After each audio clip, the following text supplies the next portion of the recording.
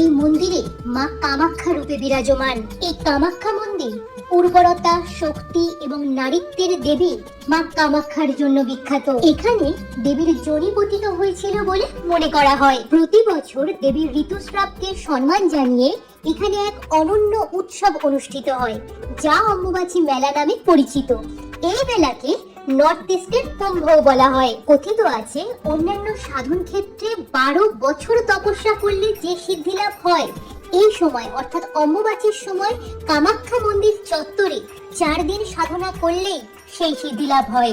সেই জন্য এই সময় বিভিন্ন জায়গা থেকে তান্ত্রিকেরা, সাধকেরা, অঘরীরা এখানে চলে আসেন সাধনার জন্য। মা কামাখ্যাকে উর্বরতার দেবী বা রক্তক্ষরা দেবী বলা হয়। এই অম্বুবাচী মেলা উত্তর পূর্ব ভারতের একটি অন্যতম বড় মেলা। এই বছর অম্বুবাচী চলবে 22শে জুন থেকে 26শে জুন অবধি। 22শে জুনই অম্বুবাচী মেলা উপলক্ষে আমি কামাখ্যা মন্দিরে পৌঁছে গিয়েছিলাম। সেই ভিডিওই আজকে তোমাদের সামনে তুলে ধরবো।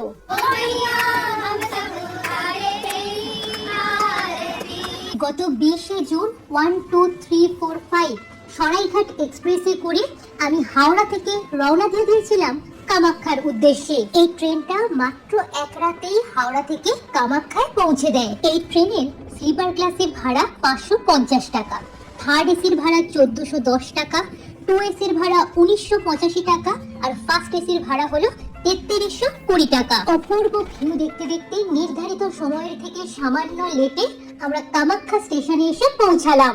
আজ 22শে জুন, 7ই আষাঢ়, সোমবার। আজ রাত 9:10 অম্বুবাচী লাগছে। স্টেশনের বাইরে থেকে 15 টাকা বাস ভাড়া দিয়ে মন্দিরের কাছে আর দুধারে নানান রকম জিনিসের দোকান বসেছে।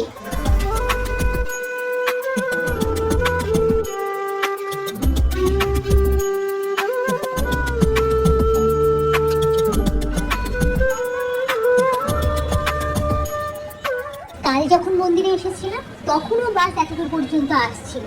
আজকে কিন্তু পুরো রাস্তা ব্যারিকেড করে দিয়েছে।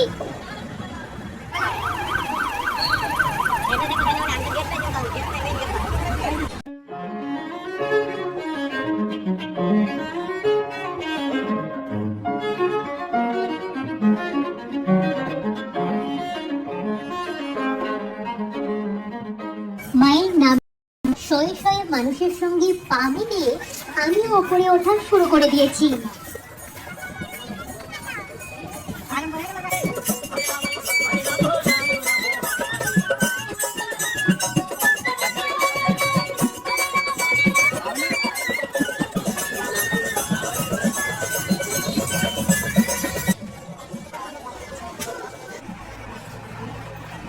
কিছুটা আসার পরে দ্বারপাল গণেশের মন্দির দেখতে পেলাম। অনেকের মুখে শুনেছি যে দ্বারপাল গণেশকে দর্শন করে তারপরেই এই যাত্রা করতে হয়। চলো গণেশজিকে আমিও দর্শন করি, তোমাদেরকেও দর্শন করাই।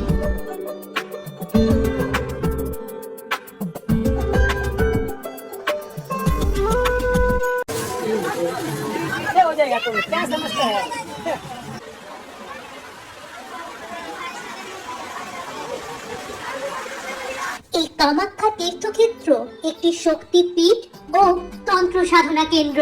মায়ের এই জাগ্রত মন্দির আসামের নীলাচল পাহাড়ের চূড়ায় অবস্থিত। প্রচুর সংস্থা থেকে দেখছি ভান্ডারার ব্যবস্থা করা হয়েছে। জায়গায় জায়গায় জল, রসনা, নিম্বু পানি, তারপর বিস্কিট, লজেন্স এইসব দেয়া হচ্ছে।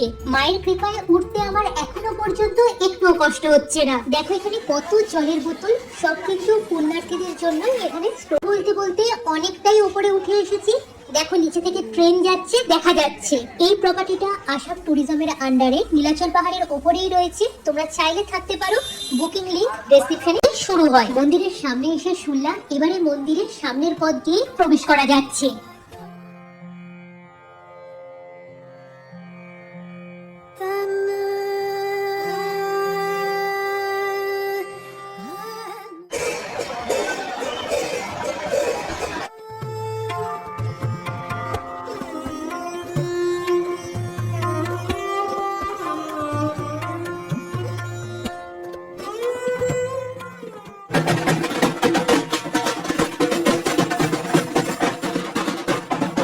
মন্দিরের ভেতরে প্রবেশ করে একটা আলাদাই শান্তি লাগছে।